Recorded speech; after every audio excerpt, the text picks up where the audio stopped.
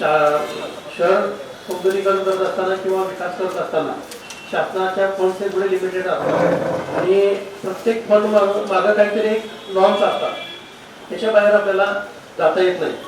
त्यांचं ब्रँडिंग पण व्हायला पाहिजे, ॲडव्हर्टाईज पण व्हायला पाहिजे. या दृष्टिकोनातून महानगरपालिकेनं 16/10/2018 रोजी ठराव क्रमांक 65 ऑलरेडी पास केलेला आहे. ज्याच्यामध्ये CSR मधून विकास करायचा असेल किंवा एखादं काम करायचं असेल तर ते कशा पद्धतीनं करता येईल, त्याचं धोरण काय असेल, किंवा एखाद्यानं इन्व्हेस्टमेंट करून एखादं आयलँड उभारलं किंवा रोड डिवायडर त्या ठिकाणी डेव्हलपमेंट केली तर त्यांचं ब्रँडिंग किती साईजचं असावं, किती वर्षाचं असावं याची पॉलिसी आहे. त्याचं एक सर्वसाधारण स्वरूप मी सुरुवातीला सांगू इच्छितो की समजा एखाद्या संस्थेनं आयलँड असेल किंवा रस्ता दुभाजक असेल 2 लाख ते 5 लाखच्या मर्यादेमध्ये जर का खर्च केला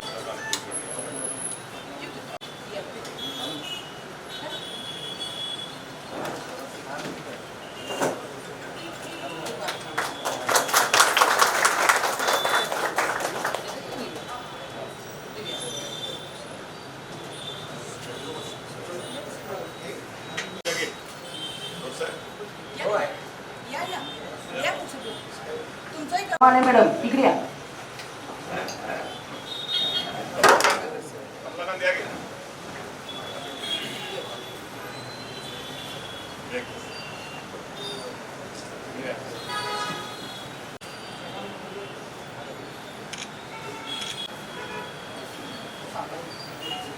काही ठिकाणची डेव्हलपमेंट करणार आहे तर त्या ठिकाणी त्याची इच्छा दर्शवलेली आहे, त्याची ॲप्लिकेशन सुद्धा आहे. अशा बैठकीच्या अनुषंगानं ज्यांना आणखी कुणाला काही कोल्हापूर शहरामध्ये अशा जागा असतील, मग एखादं चौक असेल, डिवायडर असतील किंवा इतर कुठलंही ठिकाण असेल की ज्यांना त्या ठिकाणी वाटलं की बाबा या ठिकाणी थोडी डेव्हलपमेंट केली आणि ब्रँडिंग केलं तरी फायदा होऊ शकतो, शहर सौंदर्यीकरण होईल आणि तुमच्या ब्रँडचं ब्रँडिंग सुद्धा होईल.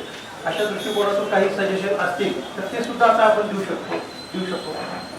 हे सर्व ॲप्लिकेशन आल्यानंतर ठिकाणी आपले एक्झिस्टिंग करार सुद्धा आहेत. काही करार संपलेले आहेत, काही संपत आलेले आहेत, काहीचा कालावधी 1-2 वर्ष राहिलेला आहे आणि करार चालू असून सुद्धा बऱ्याच ठिकाणी मेंटेन केलेलं सुद्धा नाही आहे. आज या ठिकाणी CSR मधून खरं तर नॉट ओनली CSR तर सगळे जे काही कोल्हापूर शहरातील हेल्पिंग हँड आहेत त्यांच्या वतीने आज आपण या ठिकाणी महापालिकेमध्ये स्टँडिंग हॉलमध्ये सभा घेत आहोत आणि या सभेसाठी उपस्थित असलेले अक्षय जरग साहेब, सौदागर मॅडम, बोंद्रे साहेब, सर्व सन्माननीय सदस्य, सर्वच नगरसेविका नगरसेवक, सर्वांनाच माझा नमस्कार. मला असं वाटतं मी आणि माझं या स्वार्थी विचाराने गुरफटलेल्या समाजामध्ये आपणही काहीतरी समाजाचं देणं लागतो हा संकल्प घेऊन आज या ठिकाणी सर्वच लोक जे हेल्पिंग हँड आहेत ते स्वतःहून आमच्याकडे आलेत. सर्वप्रथम त्यांचं खूप खूप मनापासून अभिनंदन, आभार आणि खूप सारं कौतुक यासाठी की मला माहिती आहे की या शहरामध्ये असू दे किंवा भारतामध्ये असू दे कोण कोणाला चहाचा कप देताना सुद्धा 10 वेळा विचार करतो, परंतु माझं शहर माझी जबाबदारी ही जबाबदारीची जाणीव इथं बसलेल्या प्रत्येकाला असल्यामुळे हे लोक आज खरं तर बिझी असून सुद्धा आमच्यासाठी या ठिकाणी आलेले आहेत. खरंच खूप कौतुक आहे त्यांचं. थोडंसं महत्त्वाचा विषय असा आहे की या मीटिंगचं स्वरूप काय आहे त्या अनुषंगाने थोडं सांगेन.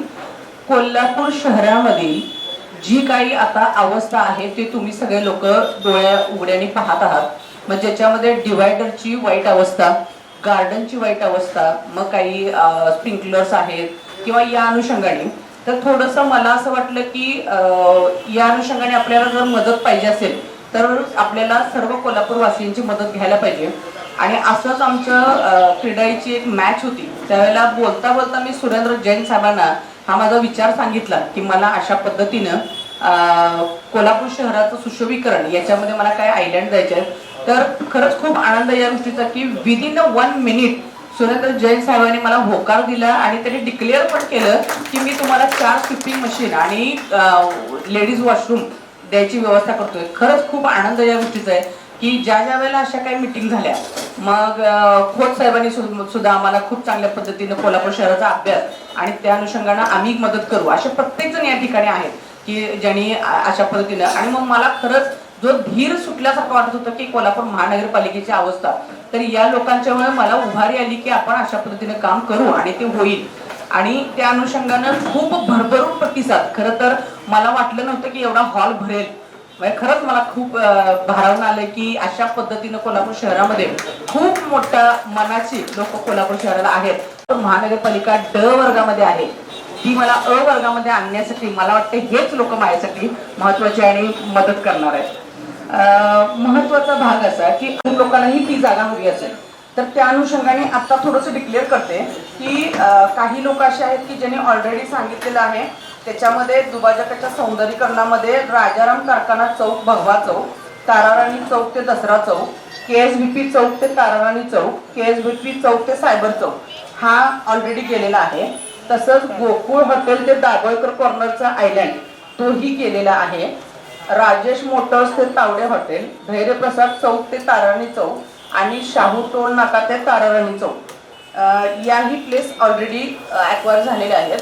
आणि in front of railway station towards Venus corner हाही एक ऑलरेडी आपल्याकडे गेलेला आहे. आता विषय असा आहे की काही क्लॉज आणि आपण नियमाच्या बाहेर जाऊन काही करत नाही आहे. त्या अनुषंगाने पूर्वी जे दिले गेलं होतं ते आपण सगळं काय करतो की आता त्याचा अभ्यास आपण केलाय. त्या लोकांनी अजिबात चांगलं काम केलं नाही म्हणून तर हे विद्रुपीकरण झाले आणि त्यामुळे आपण आता नव्याने हा क्लॉज घेतोय ज्याच्यामध्ये 18/24 असा बोर्ड असेल. माझं म्हणणं असं आहे की तुम्ही लोक एवढा जर खर्च करणार आहात तर तुम्हाला सुद्धा त्याचा बेनिफिट मिळायला पाहिजे. आणि त्या अनुषंगाने आपण एक धोरण केले की पाडा, बांधा, वापरा आणि मग कमवा. या धोरणावरती आपण काय करतोय तर तुम्ही मला फक्त ते आयलँड सुशोभी करून द्यायचे आहेत. मी परवा मला वाटतं बऱ्याच जणांना ते व्हिडिओ दाखवलेत की आता कोल्हापुरी चप्पल आहे, कोल्हापुरी गुळ आहे, कोल्हापुरी नथ आहे, ज्या की फेमस गोष्टी आपल्याकडे आहेत. जर कुणाला स्वतःचा बिझनेस करायचा असेल तर तुम्ही त्याच्यावरती तुमचं नावाने तुम्ही ते करू शकता. अदरवाईज ज्याला असेही माझ्याकडे काही लोक आलेत की आम्हाला काय ॲडव्हर्टाईज नको आहे पण आम्हाला सुशोभित करायचं आहे, तर त्या अनुषंगाने आपण काहीतरी कोल्हापूर शहराचं म्हणजे आता बघा ना, कोल्हापूर शहरात आत एंटर केल्यानंतर आई अंबाबाईची जर प्रतिकृती असेल तर लोकांना तो फील येईल की आपण पर्यटक कोल्हापूर शहरामध्ये एंटर करतोय. तर अशा पद्धतीच्या सुद्धा काही गोष्टी आहेत. तर आता या ठिकाणी ना प्रत्येकाला बोलायचा चान्स दिला जाईल की त्यांनी आम्हाला थोडं गाईड करावं की तुमच्याही डोक्यामध्ये काय आहेत. आता ऑलरेडी ज्या लोकांनी आपल्याला अप्रोच झाले त्या लोकांनी एकेकाने उठून दादा त्यांना माईक द्या आणि प्रत्येकाला त्यांना काय अपेक्षित आहे फ्रॉम महापालिका किंवा या माझ्या प्रोजेक्टमध्ये तुम्हाला काही जर सुचवायचं असेल की आपण ह्या पद्धतीनं करू की जेणेकरून आपल्याला कोल्हापूर शहरामध्ये सुशोभीकरण होईल. तर थोडे नियम आता तुम्हाला अडसुळे साहेब सांगतील की काय नियमामध्ये ते बसणार आहे. म्हणजे तुम्हाला एक आयडिया येईल. फॉर एक्झाम्पल जर एखाद्या व्यापाऱ्यानं 2 ते 5 लाख रुपयेपर्यंत जर इन्व्हेस्टमेंट केली असेल तर त्याला किती सेंटीमीटरचा किती मीटरचा त्याला वे मिळेल हा एक क्लॉज फक्त आहे. आणि यानंतर आपण एक आपला व्हॉट्सअप ग्रुप बनवतोय जो की आपला CSR मधूनचा असणारा असेल. त्याच्यावरती तुम्हाला सगळे नियम आणि कामकाज नियमावली टाकली जाईल आणि तिच्यात कुणाकुणाला गेले ते तिथं लिहिलं जाईल. तर त्या अनुषंगाने फक्त तुम्ही फॉलोअप देत जा आणि फक्त थंब टाकला तरी चालेल. गुड मॉर्निंग, गुड नाईट कुणी काही मेसेज टाकायचे नाही. फक्त आपल्याला कोल्हापूर शहर सुशोभीकरण याच्यावरच्या काही नियम अटी किंवा काही इन्फॉर्मेशन पाहिजे असेल तर या पद्धतीने आपण करतोय. आता कोल्हापूर शहरामध्ये ना अशाच पद्धतीच्या शाळा पण आहेत ज्या आपण डेव्हलपिंगसाठीचा विचार करतोय किंवा अशा काही गोष्टी आहेत की ज्या पुन्हा नव्याने आपल्याला पुनर्जीवित करायच्या आहेत. तर त्या अनुषंगाने पण नॉट ओन्ली गार्डन तर अशा तुम्ही काही गोष्टी सांगितल्या. तर मला एक जणांनी सांगितलं होतं की तो प्रदूषणाचा स्प्रिंकलर काहीतरी इतक्या कोटींचा आहे आणि तो अशा पद्धतीनं, तर तोही कुणाला काय करायचं असेल किंवा त्याच्या संबंधात सांगायचं असतील तर होईल. एकाचं बोलून झाल्यावर दुसऱ्याने बोला, सगळ्यांच्या सजेशन्स ऐकल्या जातील. आणि आज या ठिकाणी ज्यांनी निवेदन दिलेत की आम्हाला हे पाहिजे आहे ते ऑलरेडी आपण बुक करणार आहोत कारण आपण ऑलरेडी सगळ्यांना जाहीर केलं होतं. आणि त्यानुसार नाहीतर काय होणार आहे की नंतर खूप लोक येणार आहेत आणि मग त्यानंतर तो वादाचा विषय होईल. त्यापेक्षा आज दिलेले डिक्लेरेशन होऊन जाईल. ठीक आहे.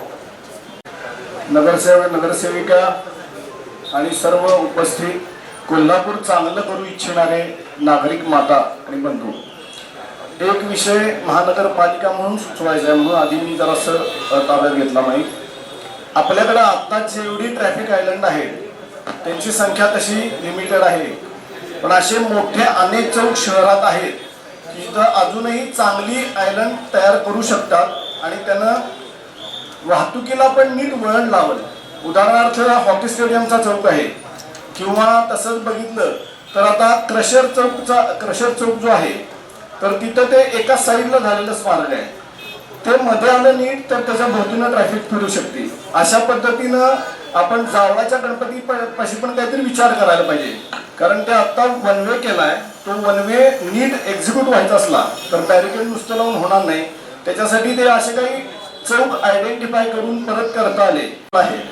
अशाही ठिकाणचं कुणी जर घेऊ शकत असलं तर आपण त्याबद्दलही धोरण करावं असं मला वाटते. धन्यवाद.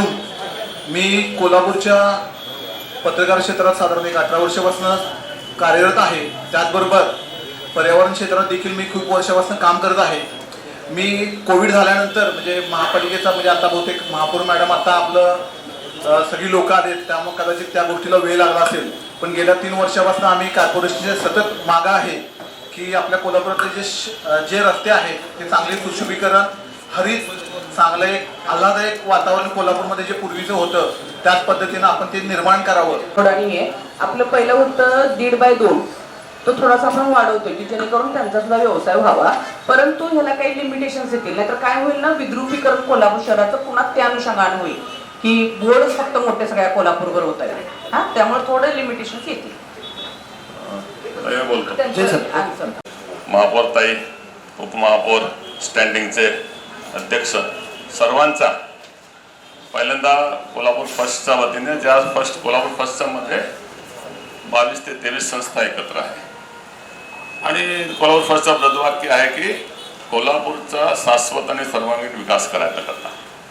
हे सगळे आम्ही एकत्र आलो आहे आणि त्यामध्ये दुसरा एक आणि ब्रदवाक्य ठेवलं आहे की आमच्याकडनं कुठलाही टीका होणार नाही, निषेध होणार नाही, निंदा होणार नाही. आमच्याकडनं काय होणार आहे तर कुठला सहभाग घेता आला कुठल्याही चांगल्या कामात.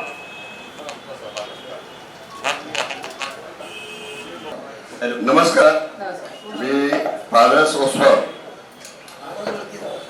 पूजा बिल्डर्स आणि कोल्हापूर कॉलेज हे 2014 पासून कोल्हापूरचा समग्र विकास शासन प्रशासन एनजीओनी म्हणून करावा. आता ह्या सभागृहात सगळे नगरसेवक नवीन आलेले आहेत. त्या नवीन नगरसेवकांना ज्या पद्धतीनं कोल्हापूरचा विकास करायचा आहे हा विचार घेऊनच आलेले आहे आणि माझ्या मते 35-25 जे काही नगरसेवक आहेत त्यांनी सभागृहात पहिल्यांदा कोल्हापूरचं काय करायचं हे ठराव तरतूद करावे.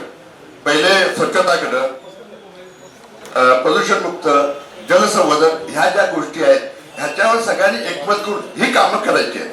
त्याच्यात वाद नको, सभागृहाचा वाद नको असं माझं मत आहे.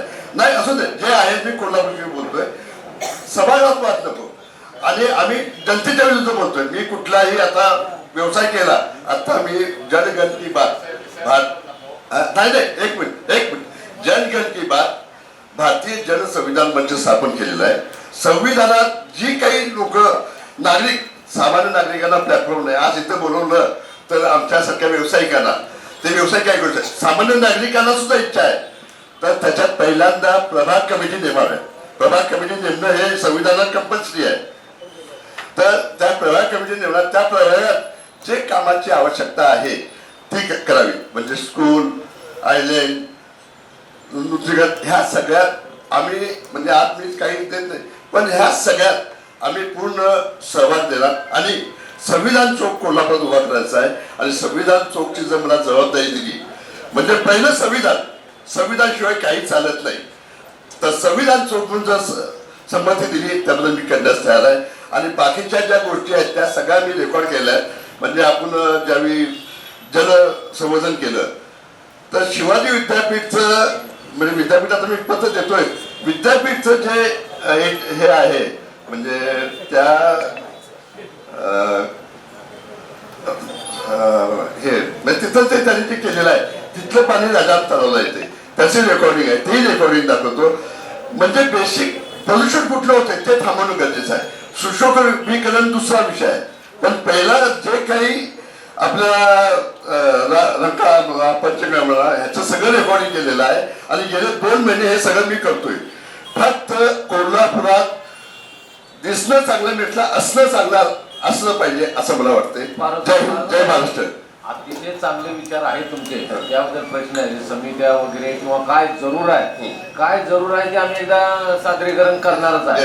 प्रभाग समिती मंजूर झाली आपली. नाही नाही, प्रभाग समिती मंजूर झालेली आहे, पण आम्हाला तुम्हाला तिथं तुम्ही काय योजून ठेवलाय ते तेवढं सांगा. आता जैन साहेबांनी सांगितलं, आता आपण इथे शास्त्रीनगर मधला कसा विषय सांगितला, असं तुम्ही एखादा संविधान चौक सांगितलं ना, संविधान चौक जागा देऊ आम्ही तुम्हाला, पण यल्लमा ह्या मंदिर परिसरात जिथं श्वास पार्क केलेला आहे, श्वास पार्कसाठी आपल्याला जागा दिलेली आहे. असं एखादं ठिकाण सांगा. आणि तिथं आयलंड आहे तो संविधान चौक माझ्या असू दे, असं एखादं ठिकाण घालून तुमचं नाव यल्लमा सांगून मंदिर महापौर साहेब. चौक, यल्लमा मंदिर चौक 7 रस्ते तिथं फुटतात आणि तिथं श्वास पार्क झालेला आहे. हा, हे नाव सांगितले की होऊन आणि जाईल. तिथं एक पेड माँ के नाम हा जो उपक्रम आम्ही चालू करतो, एक पेड माँ के नाम झालं. हा संविधान चौक. थँक्यू पारसभाई. संविधानचा विषय महत्वाचा आहे, चांगलं छान होईल कोल्हापूरमध्ये.